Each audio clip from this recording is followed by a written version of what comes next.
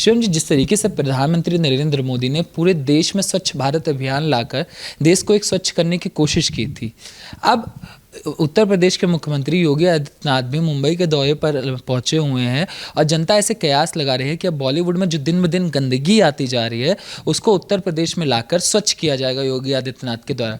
किस तरीके से देख रहे हैं सर? देखिए, सबसे इम्पॉर्टेंट चीज़ ये है कि पिछले कुछ समय से जब से सुशांत सिंह राजपूत का जो केस हुआ है उसके बाद बॉलीवुड पर क्वेश्चन मार्क लगातार लगे हैं। उसके बाद एनसीबी की बैक टू बैक रेड्स उसमें लगी हैं। वहाँ पर ड्रग एंगल निकल कर आया है, ड्रग को बहुत बड़े लेवल पर निकल कर आया है, डी एंगल निकल कर आया है, सरकार की जो एक तरह से नाकामयाबी है वो निकल कर आई है, सरकार ड्रग पर कुछ कर नहीं पाया वो निकल कर आया है, सरकार सुशांत सिंह राजपूत में कुछ नहीं कर पाई, वो तमाम चीज़ें निकल कर वहाँ पर आई। उसके बाद से ये एक मांग उठी कि कहीं पर भी कभी भी अगर हम बात करते हैं तो बॉलीवुड को कहीं हम एक बेहतर जगह पर कर सकते हैं या नहीं। इसकी वजहें हैं, जब कभी भी किसी भी काम में, किसी भी जगह पर, किसी भी बिजनेस में किसी की मोनोपोली होती है तो उसमें क्वालिटी और तमाम उन चीज़ों को कॉम्प्रोमाइज़ किया जाता है। मतलब अगर आपका कोई एक बिजनेस है और पूरे हिंदुस्तान और पूरी दुनिया में आप अकेले ऐसे हैं जो उस बिजनेस को कर रहे हैं, तो कहीं ना कहीं ये बैलेंस के लिए ठीक नहीं है। बॉलीवुड का डिसेंट्रलाइजेशन होना इसलिए बेहद ज़रूरी है क्योंकि कहीं ना कहीं जिस तरह से आपने देखा होगा एरोगेंस, पूरे बॉलीवुड के गैंग की जो एरोगेंस रही है, कहीं ना कहीं आपने देखा होगा किस तरह से सुशांत सिंह राजपूत के केस में किस किस तरह की स्टेटमेंट्स आई। आपने देखा होगा कि किस तरह से वहां की सरकार ने इस पर रिएक्ट किया और एक राजा की तरह बात की कि बिहार के बच्चे को, एक को जिसको मार दिया गया या फिर जो भी हुआ उसकी सही तरीके से इन्वेस्टिगेशन भी नहीं हुई। 56 दिन तक आप एफआईआर नहीं कर पाए, 65 दिन तक, और मतलब अज्ञात नाम पर भी आप एफआईआर नहीं कर पाए। और फिर जब एक चीफ मिनिस्टर जो योगी आदित्यनाथ जी हैं उन्होंने कहा कि एक बिहार के बच्चे को वहां पर इंसाफ नहीं मिला, वहां पर जिस तरह से उनके साथ बर्ताव होता है, खास तौर पर महाराष्ट्र में जिस तरह से बर्ताव होता है, अगर हम बात करें नॉर्थ इंडियन और खास तौर पर बिहारियों के लिए, तो उसके बाद क्यों ना एक इंडस्ट्री सेटअप की जाए उत्तर प्रदेश में जिससे कि उत्तर प्रदेश, बिहार और हिंदुस्तान के तमाम युवाओं को मौका मिले और एक तरीके से क्लीनलीनेस ड्राइव भी चले। कहीं ना कहीं इस देश को और इस दुनिया को दिखाया जाए कि बिना नशे, बिना ड्रग, बिना नशेड़ियों गंजेड़ियों के बिना भी बॉलीवुड चल सकता है और बहुत बेहतर तरीके से चल सकता है। तो मुझे लगता है कि इसके लिए एक बहुत ही स्वागत योग्य कदम है ये, नंबर एक। नंबर दो, अगर हम बात करें कि पिछले कुछ समय से जो तमाम चीजें बाहर निकलकर आई हैं बॉलीवुड की, एंटी इंडिया एजेंडा की, चाहे वो बात हो, चाहे वो और भी 100 लोगों को लेकर हम आगे जाएं, या फिर सुशांत सिंह राजपूत और कंगना रनौत में दो अलग अलग उसमें बढ़ जाना, जिस तरीके से इस देश में एक महिला पर अगर आवाज उठती है या फिर महिला के खिलाफ कोई गलत बोलता है तो उसके खिलाफ मिलकर पूरे देश की महिलाओं को आना चाहिए, irrespective of caste, creed and colour and political parties. तो अगर कंगना रनौत पर कितना भद्दा कमेंट वहां की सरकार के एक राज्यसभा सांसद संजय राउत ने किया था, अगर बॉलीवुड का वो हिस्सा है तो बॉलीवुड के लोगों को साथ निकल कर आना चाहिए था, लेकिन वैसा भी नहीं हुआ। समय की मांग है कि बॉलीवुड सेटअप होना चाहिए उत्तर प्रदेश में भी। इससे कहीं ना कहीं प्रदेश का लाभ होगा, जॉब क्रिएशन में फायदा होगा, यहाँ के टैलेंट को आगे मौका मिलेगा और एक जो डिसेंट्रलाइजेशन, जैसा कि मैंने आपको कहा, जब वो होगा तो ये सब के लिए कॉम्पिटिटिवनेस आएगी, क्योंकि सबकी अपनी अपनी इंडस्ट्रीज हैं, तो बॉलीवुड में फिर एक इंडस्ट्री क्यों नहीं हो सकती।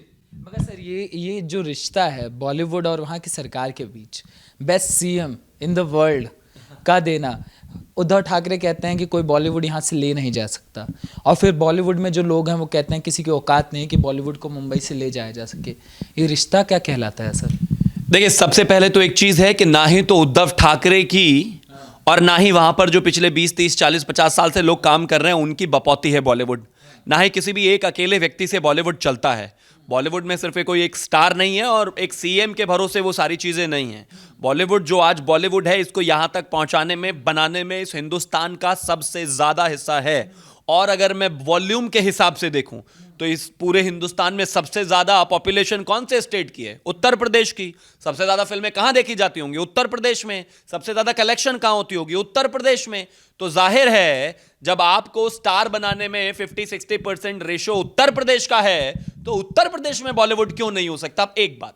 दूसरा, जहां तक बात करें बेस्ट सीएम की, देखा हमने बेस्ट सीएम को कोरोना में किस तरह से कोरोना विस्फोट हुआ था। देखा हमने किस तरह से पुणे इस हिंदुस्तान का सबसे अफेक्टेड जिला बन गया था कोरोना के मामले में। देखा हमने उद्धव ठाकरे को एक महिला का घर तोड़ने में 1 सेकंड नहीं लगाया और दाऊद इब्राहिम का घर तोड़ने में आज तक भी उनके हाथ कांप रहे हैं। देखा हमने सुशांत सिंह राजपूत के केस में 65 दिन तक एफआईआर नहीं हुई और एक जर्नलिस्ट को गिरफ्तार करने के लिए सिर्फ 3 दिन लगाए। देखा हमने कोरोना में किस तरह से पुलिस और पूरा सिस्टम, वहां पर जो लोग थे जो उनके लिए दिन रात काम करते हैं, स्पॉट बॉय से लेकर और जूते साफ करने तक, तमाम वो लोग बाहर के लोग वहां पर काम करते थे, उनको 1 महीना 2 महीना 3 महीना खाना तो दे नहीं पाए, उल्टा उनको भगा और दिया। देखा हमने बेस्ट सीएम कैसा होता है। इस देश ने बहुत अच्छी तरीके से देखा कि उद्धव ठाकरे कितने बेस्ट सीएम हैं, किस तरह से बदले की राजनीति कर रहे हैं, किस तरह से जर्नलिस्टों से बदला ले रहे हैं, और बदले के बाद मूर्खता तो देखिए कि बदले के बाद लोगों को कह भी रहे हैं कि सुनिए, अगर आप शेर को छेड़ोगे तो शेर तो पलटकर पंजा मारेगा ही। अरे इस देश में सरकारें बनती हैं, सरकारों को डेमोक्रेटिकली बहुत ज्यादा पावर्स होती हैं, वो इसलिए होती हैं कि वो जनता का भला करें, बदला लेने के लिए नहीं होती। अगर कोई बैठकर कहीं पर चीफ मिनिस्टर को क्रिटिसाइज कर रहा है, इसका यह बिल्कुल मतलब नहीं है कि पलटकर चीफ मिनिस्टर भी उसको क्रिटिसाइज करेगा या गिरफ्तार कर लेगा। इस हिसाब से तो जिस तरह से मोदी जी को गाली इस देश में दी गई है, 70-80% पॉलिटिकल लीडर्स जो हैं वो जेल में होंगे, लेकिन वैसा नहीं है।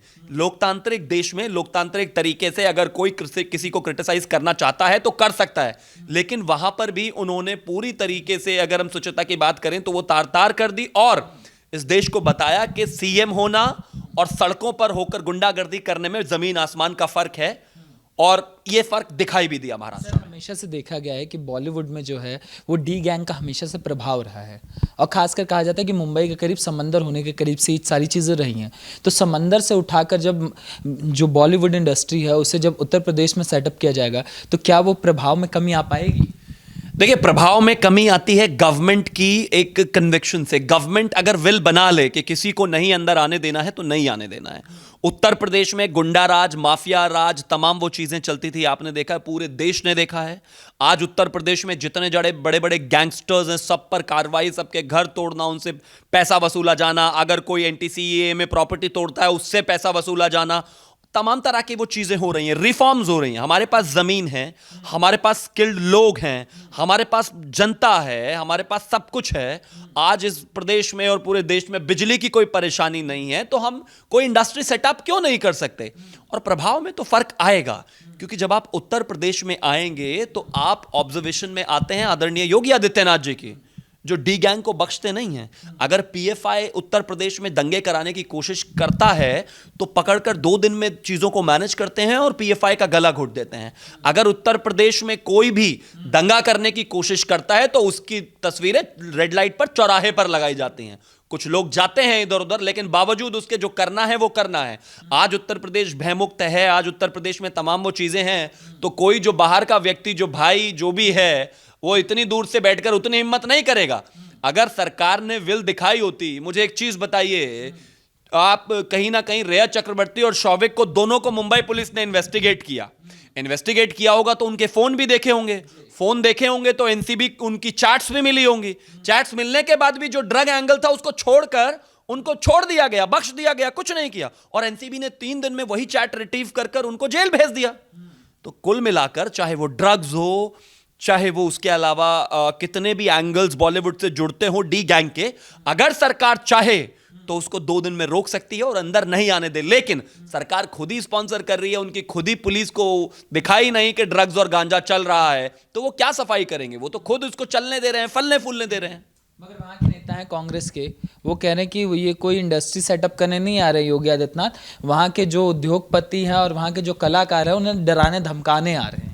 क्यों? मुझे एक चीज बताइए, उद्धव ठाकरे और उनकी पुलिस इतनी कमजोर है क्या कि कोई उनको डराने धमकाने जाएगा और वो डर जाएंगे और धमकाने में आ जाएंगे? वो तो शेर बताते हैं अपने आप को। अगर शेर है तो डरना और धमकाना कैसा? झूठ बोल रहे हैं, उनको भी पता है। उत्तर प्रदेश के मुख्यमंत्री सिर्फ इसलिए जा रहे हैं कि जब भी आप कोई नया प्रोजेक्ट सेटअप करते हैं तो उसके लिए तमाम तजुर्बों की जरूरत होती है, एक्सपीरियंस्ड लोगों की जरूरत होती है। आपको किस तरह से चीजों को आगे लेकर जाना है, उसमें कितने फंडिंग, कितना इन्वेस्टमेंट की जरूरत है, उसको रन कैसे करना है प्रॉपरली, इन तमाम चीजों के लिए जा रहे हैं। डराने तो किसी को जा नहीं रहे। और बहरहाल अब उद्धव ठाकरे अंदर बैठे बैठे, या कांग्रेस या फिर एनसीपी अगर डर ही रहे हैं तो डरते रहें, ये भी अच्छी बात है, ये डर भी रहना जरूरी है। आपको हिंदुत्व और भगवा से डरना भी बेहद जरूरी है, क्योंकि आप वही लोग हैं जो पहले भगवा आतंकवाद बताते थे और तमाम तरह के लांछन जो हैं लगाते थे। वही ये मुंबई है। वो अलग बात है कि जो पहले अपने आप को शेर बताते थे वो भी आपके साथ मिल गए हैं, लेकिन अगर आपको एक हिंदुत्ववादी चेहरे से, एक हिंदुत्ववादी चीफ मिनिस्टर से, एक 30 करोड़ के चीफ मिनिस्टर से डर लग रहा है, तो डर लगना चाहिए, ये भी जरूरी। मगर सर, जब वहाँ के जो प्रशासन है उनके बीच और बॉलीवुड के बीच हमेशा से रिश्ता देखा गया है कि अगर बॉलीवुड पर लांछन लगता है तो वो कूद कर आ जाते हैं, वो कहते हैं कि हर किसी को बदनाम मत कीजिए, और अगर उन पे आता है तो वो कहते हैं कि नेताओं को बीजेपी दबाना चाह रही है। जैसा अभी हुआ है ईडी की कार्रवाई के बाद कितने बॉलीवुड एक्टरों ने उस पर रिएक्शन दिया है।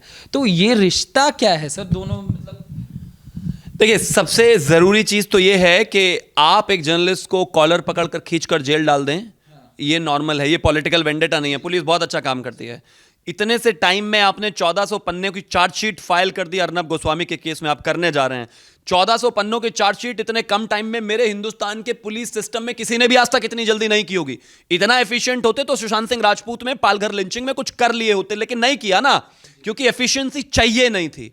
और जहां तक बात आप करते हैं बॉलीवुड की कि वो रिश्ता बनाने वाली या तमाम उनकी चीजें, एक बहुत साफ सा इक्वेशन है जिस तरह से वो चीज़ों को फॉलो करते हैं, बैक करने की बात करते हैं, चाहे वो चीफ मिनिस्टर को बैक करने की बात हो, चाहे वो हर मुद्दे में बढ़ चढ़कर बोलने की बात हो। एक कार्यकर्ता भी छोड़ दीजिए, एक व्यक्ति जिसने यहां पर तिलक लगाया हुआ हो, अगर वो एक दूसरे व्यक्ति को चांटा मार दे तो उसके बाद इस बॉलीवुड के, और खास तौर पर अगर वो मुस्लिम है या फिर दलित है, क्योंकि वो इनके पॉलिटिकल एजेंडा में फिट होता है, अगर चांटा मार दे जो कि गलत है, तो इनका पहला ट्वीट होगा कि इस देश के प्रधानमंत्री को रिजाइन कर देना चाहिए। अब तुम्हारी ही इंडस्ट्री में गंजेड़ी, नशेड़ी, ड्रगी और उसमें तमाम तरह के एक व्यक्ति की जान चली गई, इतने सारे कुछ चीजें हैं, तो आपको जिम्मेदार क्यों ना ठहराया जाए? पूरी बॉलीवुड इंडस्ट्री को बताना गलत है। अरे भाई, पूरी बॉलीवुड इंडस्ट्री को बताना गलत तो है, लेकिन एक व्यक्ति जिसने तिलक लगाकर किसी को चाटा मार दिया, उसके बाद सीधा प्रधानमंत्री का रेजिग्नेशन मांगना कितना सही है? हिंदुस्तान में भारतीय जनता पार्टी को आतंकवादी बताना कितना सही है? भगवा को आतंकवादी बताना कितना सही है? हिंदुत्व को बदनाम करना कितना सही है? आप तो ऐसे करते हुए थकते नहीं थे। किसी व्यक्ति को, किसी एक पर्टिकुलर कम्युनिटी के किसी एक व्यक्ति को किसी ने कुछ कह दिया या चांटा मार दिया तो आप तो पूरा यूनाइटेड नेशंस तक पहुंच जाते थे। आप तो कई बार गए हो, देखा है इस देश ने किस तरह से तबरेज के मामले में यूनाइटेड नेशंस तक आप पहुंच गए थे। तो आज जब आपके यहां पर हो रहा है तो जवाब तो देना पड़ेगा। और किसी ने नहीं कहा कि पूरा बॉलीवुड खराब है, लेकिन यह भी एक सच्चाई है कि आप ही के यहां से ज्यादातर केसेस में ऐसे बड़े बड़े लोगों के नाम आ रहे हैं। माल चाहिए, माल कहां से आएगा, ये तमाम चीजें जो है निकाल कर आ रही हैं, तो जवाब तो उस पर देना पड़ेगा। एक छोटे से कार्यकर्ता की एक छोटी सी गलती पर जब पूरी सरकार को गाली देते हो और मन भर के रात को 3:30 बजे, सुबह 4 बजे ट्वीट पे ट्वीट करते हो, तो जब अपनी इंडस्ट्री में गलती होगी, जब अपनी ही शो की एक जो परफॉर्मर है वो जेल जाएगी, तो जवाब तो देना पड़ेगा। क्योंकि बीएमसी के गलत कार्रवाई करने से मोदी जी को गाली दोगे 4 बजे, तो जब आपके शो में एक महिला ड्रग लेती हुई पकड़ी जाएगी तो जवाब तो आपको भी देना पड़ेगा। सिर्फ शो से बाहर करने से कुछ नहीं होगा। कपिल शर्मा, जवाब दीजिए। आप भी तो मांग रहे थे ना जवाब इस देश के प्रधानमंत्री से। तो जरूरी सिर्फ यही है कि अगर आपको फेयर रहना है तो सभी केसेस में फेयर रहें।